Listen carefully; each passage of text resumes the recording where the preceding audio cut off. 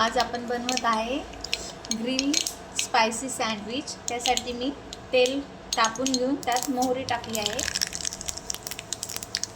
जिरे टाकायचे आणि हे वाटण जे आहे आपलं ते आहे अद्रक, लसूण आणि हिरवी मिरचीचं। आणि आपण आता ह्याच्यात कांदा टाकणार आहोत। मी 2 कांदे घेतलेत बारीक चिरून। कांदा चांगला फ्राय होऊ देऊया। कांदा आपण छान असा फ्राय केला आहे, हा पिंक पिंक झाला आहे। आता ह्याच्यात आपण हळद टाकणार आहोत 1 चमचा।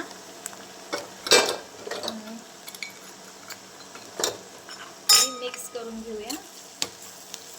त्याच्यानंतर हे हिरवी मिरचीचं वाटण आहे ते घालूया।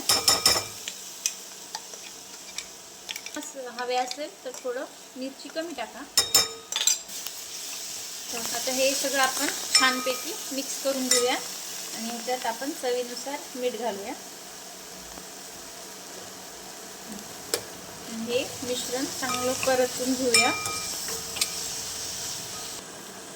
आता हे छान आपलं फ्राय झालं आहे। ह्याच्यात आता आपण हे बटाटे असे कुस करून घेऊया।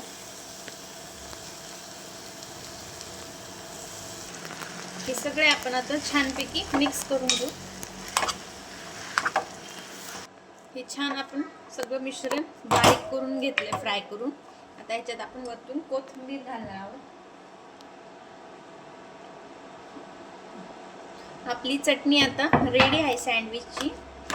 चला आता पुढची प्रोसेस बघू। आता रेडी आहे। आता जी सँडविच सोबत ग्रीन कलरची चटणी बनवते ती आता आपण बनवणार आहोत। मी त्यासाठी 1 कांदा घेतला आहे,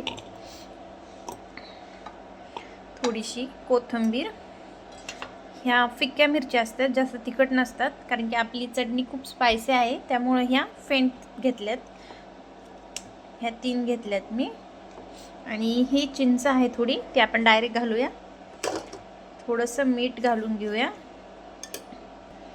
आणि थोडी 1 चमचा साखर घालूया आणि हे सगळं वाटण बारीक करून घेऊ। त्यात फक्त पाणी घालायचं आहे, बाकी काही नाही। हे बघू शकता, ही चटणी छानपैकी पेस्ट करून घेतली आहे। खूप छान लागते ही सँडविच सोबत। तुम्ही सॉस पण ट्राय करू शकता। मॉन्जिनिसचे 2 ब्रेड घेतले आहेत मी। आता ह्याला आपण चटणी छानपैकी अशी लावून घेऊया।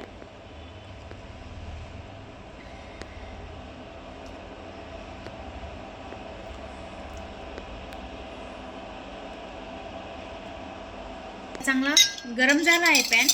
आता त्याच्यावर तूप घालूया आणि हे सँडविच मस्तपैकी असं रोस्ट करूया।